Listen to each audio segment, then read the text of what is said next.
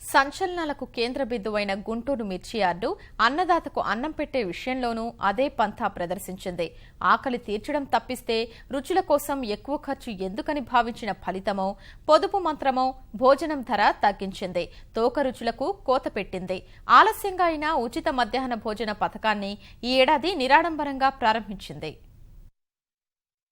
గుంటూరు మిర్చి యార్డులో ప్రతి సీజన్లో రోజూ సుమారు 1,00,000 మిర్చి బస్తాల విక్రయాలు జరుగుతుంటాయి.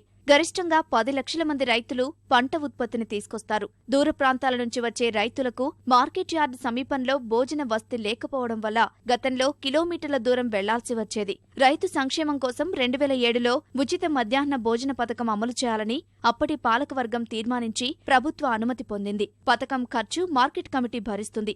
56 రూపాయలు ఉండే భోజనం ధర 49 రూపాయల 50 పైసలకు తగ్గి ఈ ఏడాది 34 రూపాయల 50 పైసలకు కుదించారు. ఇదివరకు భోజనంతో పాటు అప్పడం, స్వీటు, హాటు, పెరుగు వడ్డించేవారు.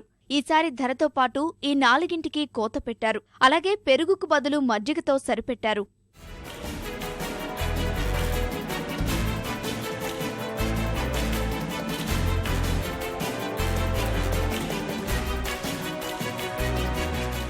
ఏటా జనవరి నుంచి మే తొలివారం యార్డుకు వేసవి సెలవులు ప్రకటించే వరకు ఈ పథకం అమలు ఆనవాయితీ.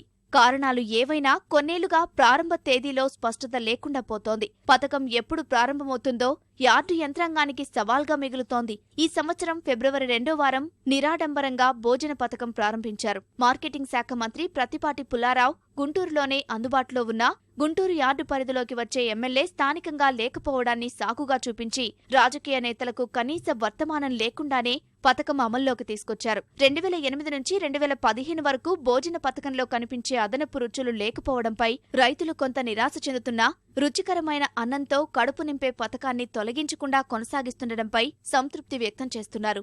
భోజనం బాగానే ఉంది సార్. ఇక ఇప్పుడు మంచిగానే అనిపిస్తుందండి. ఇప్పటికైతే భోజనం వసతి మాత్రం బాగుంది. మొన్నసారి కూడా వచ్చినాం, ఇంత సౌకర్యం లేకపోయింది. ఈసారి బాగానే ఉంది. ఇవాళ స్పీడ్ పెట్టలేదు. 2013 మినహా 2008 నుంచి ఈ పథకం కొనసాగుతోంది. బహిరంగ టెండర్ విధానం ద్వారా భోజన పథకానికి గుత్తేదారును ఖరారు చేస్తారు. ధర గిట్టుబాటు కావడం లేదని, అన్నంతో పాటు ఇచ్చే అదనపు రుచులను తగ్గించారన్న విమర్శలు ఉన్నాయి. 34 రూపాయల 50 పైసలకి నాకు జేసీ గారు తక్కువ కోట్ చేశానని చెప్పి ఇచ్చారు. మెనూ వచ్చేసి భోజనం, పప్పు, కర్రీ, పచ్చడి, రసము, సాంబారు, మజ్జిగ, వీటితో అన్లిమిటెడ్ అన్నమాట. రైతు సోదరులందరికీ ఉచిత భోజన పథకాలు ఏర్పాటు చేసి ఉన్నాము. మే 15 వరకు ఇది కంటిన్యూ కొనసాగుతుంటుంది. రోజు మామూలుగా అయితే ఉదయం 11 నుంచి మధ్యాహ్నం 3 వరకు ఉన్నది. అంటే ఎవరికి కూడా భోజనం అనేది లేదు అని తిరిగి వెళ్ళకుండా కూడా ఇలాంటి ఏర్పాట్లు చేస్తాం. ఎలాంటి ఇబ్బంది ఉండదు. కేవలం సీజన్లో కాకుండా అన్ సీజన్లోనూ యార్డులో రాత్రివేళ అన్నం లేదా అల్పాహారం అందుబాటులో ఉండేలా చర్యలు తీసుకోవాలని రైతులు విజ్ఞప్తి చేస్తున్నారు.